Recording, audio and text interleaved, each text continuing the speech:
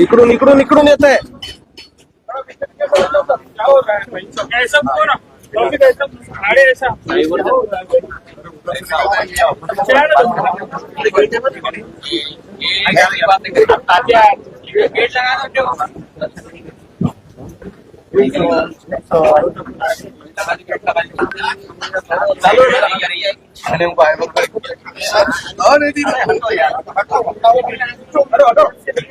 अरे कोण आहे भाई? अरे सदा कॅमेरामध्ये पाहिजे. चले ना चलो चलो राजभाई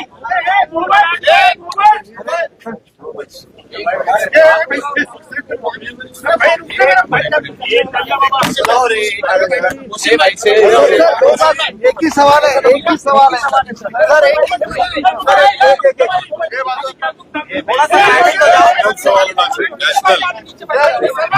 सुनिए, एक एग्रीमेंट करो. नेशनल नेशनल सवाल नहीं नहीं नहीं नहीं, लोकल सभा में आओ. दिल्ली के अंदर मस्जिद का जो किसका ये एक मिनट हटो जरा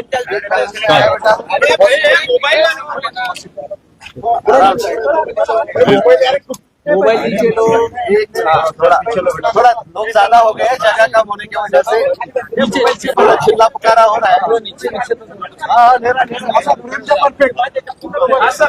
तुम्हारी मोबाइल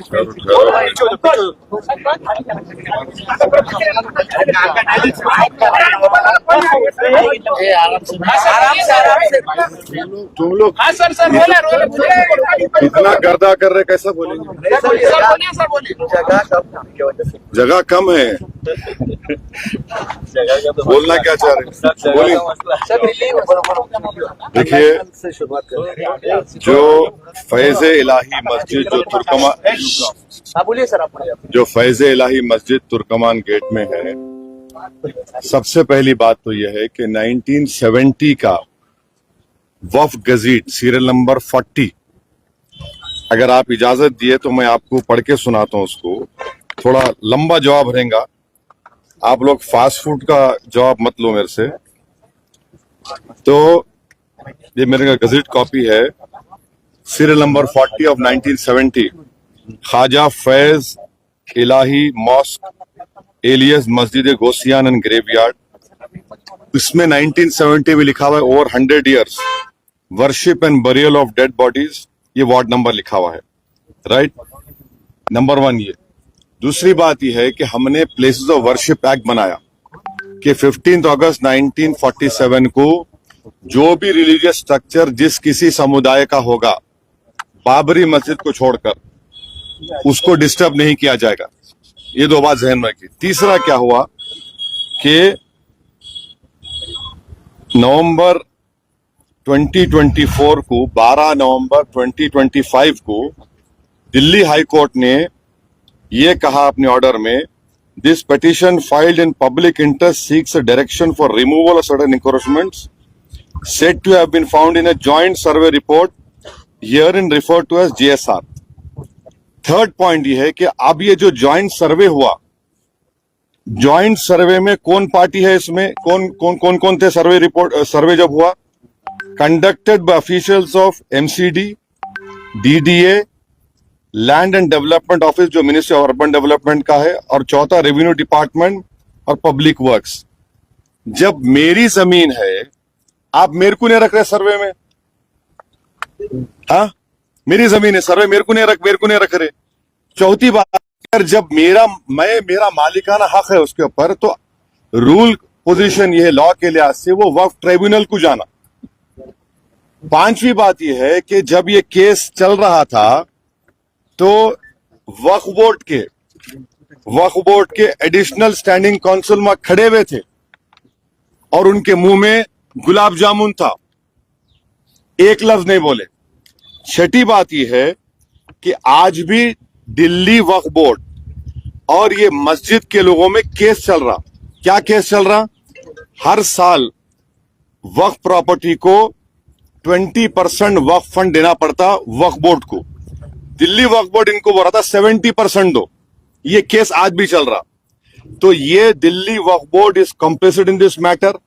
जब ये फैसला नवंबर 2025 को आया तो दिल्ली वक्फ बोर्ड को रिव्यू पिटीशन फाइल करना था। रिव्यू पिटीशन फाइल नहीं करे। और ये एक बात याद रखिए, दिल्ली वक्फ बोर्ड के एडमिनिस्ट्रेटर और एमसीडी का हेड जो थे एक ही आदमी था।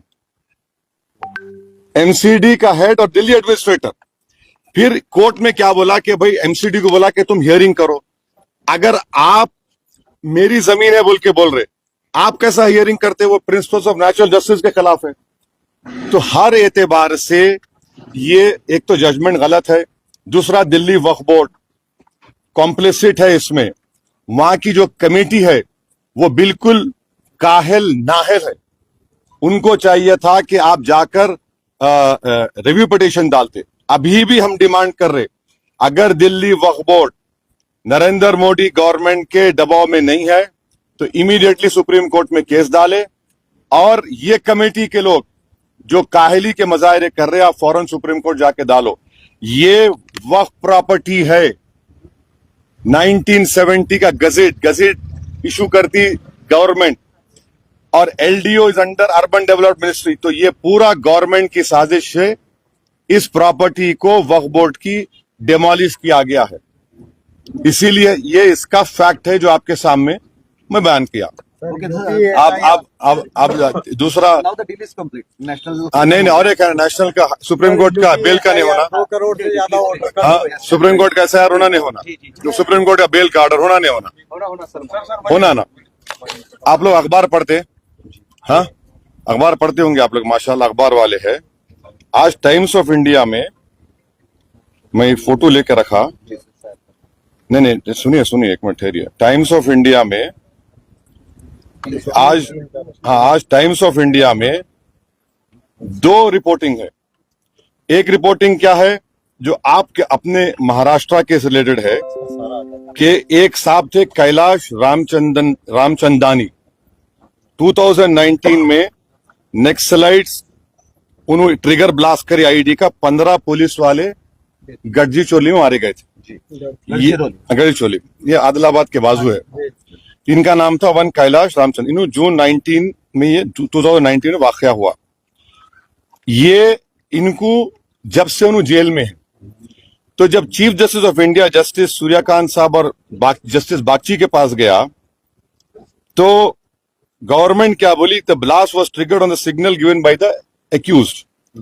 The bench said, your success story against left-wing extremism cannot be based on arrest alone. There must be speedy trial, which is possible only when government sets up exclusive special courts to try cases of this nature. Since there are many cases pending before the same trial judge and prosecution has cited many witnesses, the trial is not going to be concluded in the near future. तो उन्होंने क्या किया? Interim bell दिया उनको। Number 1 क्या बोला कि interim bell दिया 2019 में। एक और केस में जस्टिस संजय कुमार साहब और जस्टिस आलोक आरदे ने एक एमटेक चेयरमैन पीएमएलए का सेक्शन लगा। पीएमएलए में ट्विन टेस्ट होता। ट्विन टेस्ट का मतलब क्या है कि आप जज को प्रूफ करना कि आप इनोसेंट है, और दूसरा के बेल दिए तो भागना नहीं। तो उस केस में जस्टिस संजय कुमार साहब ने कहा, the right to speedy trial enshrined under Article 21 of the Constitution is not eclipsed by the nature of the offense. अब तीसरा ये बच्चों का केस है जो 2 को नहीं मिली। आप देख लो, एक जज का बेंच ये बोल रहा, एक जज का बेंच ये बोल रहा, एक जज का बेंच ये बोल रहा। तो मेरे को जरा मैं सरप्राइज हूं, शॉक हूं, ये क्या हो रहा है। चौथी बात ये है कि वो जो उन्होंने क्या किया, उन्होंने वो जो बेल का कंडीशन लगाया, जिनको बेल दिए कि कोई ये नहीं करना, बोलना नहीं। तो एक शेर है, ये दस्तूर जबाबंदी है कैसी तेरी महफिल में। ये दस्तूर जबाबंदी कैसी है तेरी महफिल में, जहां बात करने को तरसती है जबां मेरी। Okay, thank you very much, good day, नमाज पढ़ना है, चलो। Sir, you broken the deal. Local question.